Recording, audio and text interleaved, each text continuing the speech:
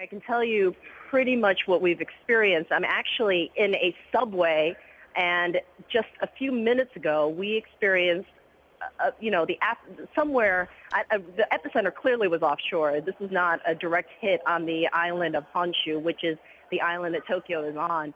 But we felt a very significant earthquake. Everything was shaking. The signs were moving. People became very alarmed. And there was a similar earthquake, but not quite as strong as this, just a couple of days ago. So what we see now is that the warning alerts are on, many of the lights are off, trains have been stopped, and people are just basically waiting here, waiting to see what's going to happen next. Yeah, and of course we're getting word it was a 7.9 quake. That's a big quake that hit. And as you mentioned, I mean, you and I were talking a couple of days ago when that other one hit, and one remark you made, which was very important, I thought, I took note of that, was that you said the quake lasted, or it felt like it lasted, for about 3 minutes. Similar today that we're feeling. I would actually say it probably went on a little bit longer than that, maybe 4 or 5 minutes today. So yes, these are very, very strong earthquakes. The initial information we have is that it appeared to be a quake still off the shores, somewhere in the water. So at this point, I don't know if a tsunami alert has been issued or not.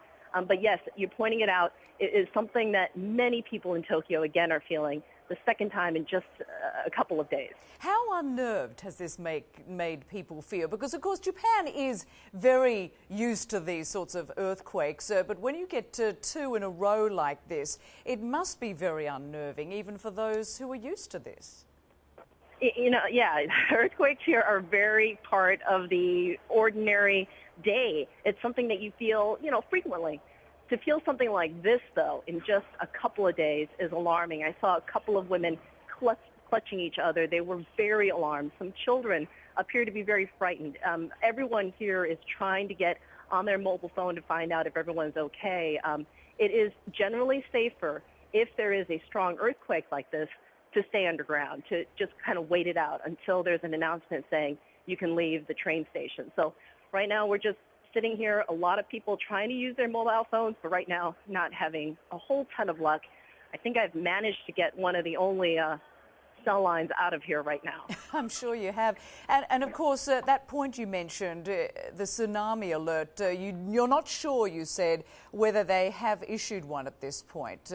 But clearly, I mean, they even had with that, the earthquake that took place a couple of days ago, it was a small tsunami, but presumably we would expect one to come with a 7.9 magnitude quake.